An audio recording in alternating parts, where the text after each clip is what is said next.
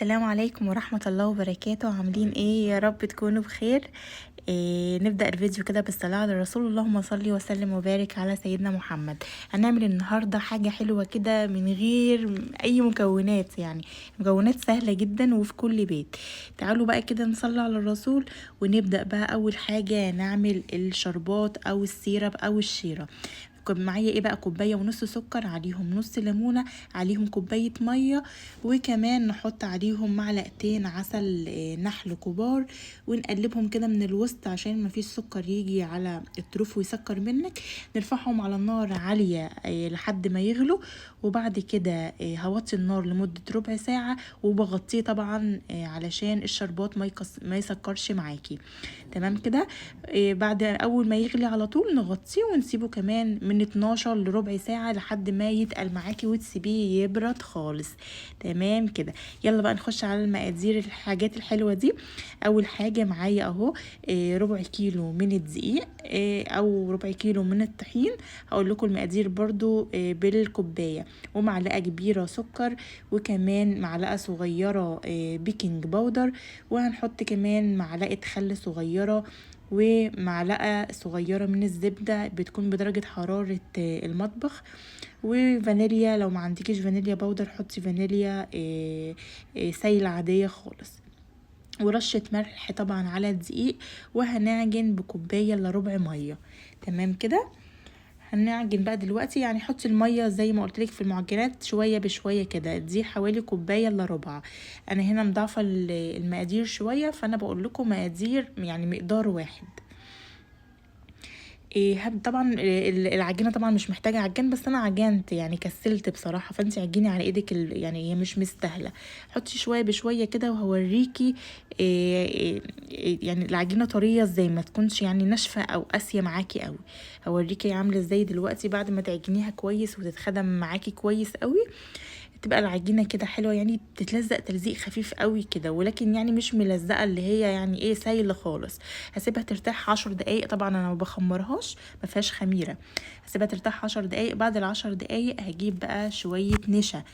هنفرد هنا العجين بنشا، مش ما فيش بديل للنشا. يعني مثلا تقولوا نحطه دقيق، لا، هو النشا علشان هو هنا اللي هيورق لي يعني المكعبات الحلوه دي.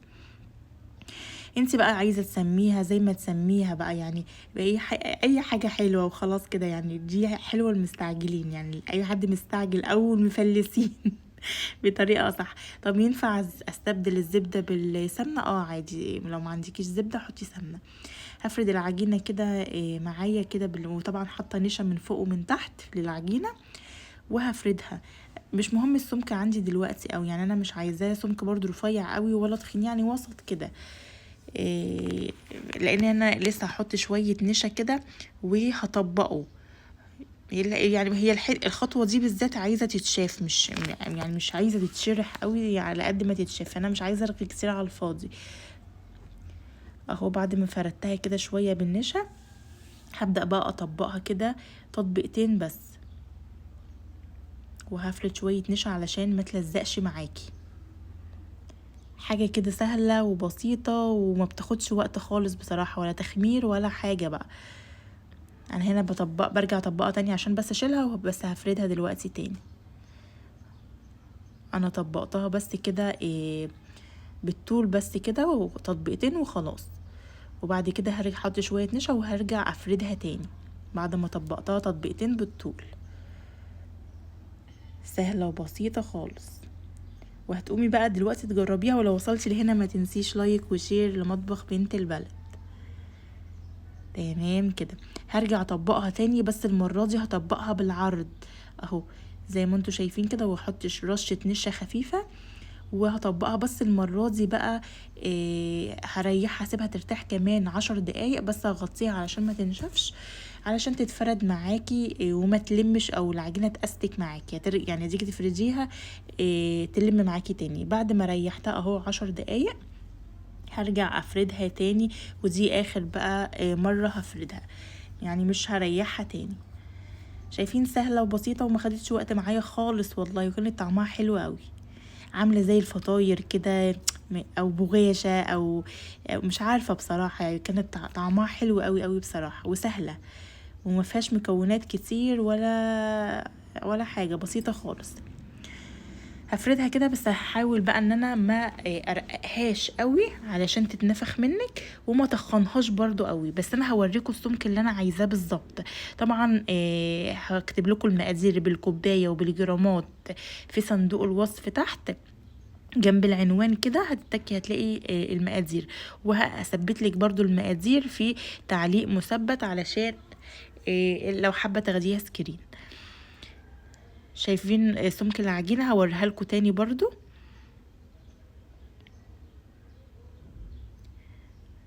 ادي سمك العجينه، ما هوش تخين قوي ولا رفيع اللي هو رقاق يعني.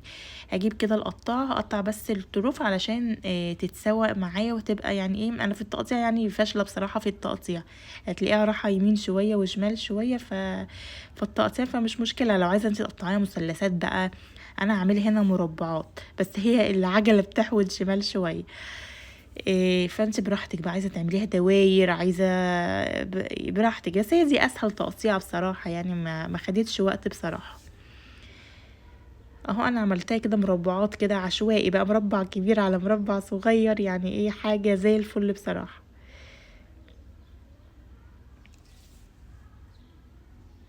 شايفين ما شاء الله، شايفين سمك العجينه عامله ازاي؟ هو ده السمك المطلوب. هاجي بقى على النار، هسخن الزيت. الزيت لازم يكون سخن، وهفضل بقى لما احط المكعبات معايا كده، هفضل اقلب فيها واحط زيت على الوش كده علشان تتنفخ معاكي وتبقى تمام. وطبعا انا الشربات كان جاهز وكان برد كمان، ولازم تكون الشربات بتاعها تقيل. ممكن ما تحطيش شربات، عايزه تحطي سكر بودره مثلا، عايزه تحطي صوص شوكولاته كده على الوش، براحتك خالص، دي بقى ايه في ايدك انتي. وحطي بقى زيت على الوش كده، علشان اول ما تحطي زيت على الوش هتلاقيها بتتنفخ معاكي على طول يعني. وخليها بقى لونها ذهبي كده، ما تحرقهاش قوي يعني. هي يعني مش مستاهله ان انت تغمقيها قوي، لان انت لما هتحطي عليها لسه شربات او سيرب هتغمقي معاكي كمان درجتين كده ولا حاجه. فانت حاولي تطلعيها لونها ذهبي فاتح شويه. وهوريكم برضو اللون اللي انا بطلعه للحلوه دي. جربيها والله وحلوة قوي بصراحة، يعني طعمها جميل وكانت ريحتها حلوة قوي، قلب الدنيا بصراحة. شايفين اللون ده؟ اللون ده حلو قوي. لسه لما تحطي شربات كمان عليها هوريهولكوا. لما اول ما احط الشربات هتلاقيها تغمقي تاني شوية. بس كده، وكانت كده الحلوة بتاعتنا خلصت خلاص. هرش بقى عليها شوية شربات كده، او عندك عسل نحل حطي عليها، رش عليها كده من فوق سكر بودرة، شوية بقى جوز هند كده على الوش بعد ما تحطي العسل، شوية سوداني. شايفين عاملة ازاي منفوخة ما شاء الله. انا هنا عملت شوية سوداني مجروش كده وحطيته على الوش. سهلة جدا ومفيهاش اي حاجة. تعالوا بقى يلا ندوقها مع بعض. شايفين ما شاء الله عاملة ازاي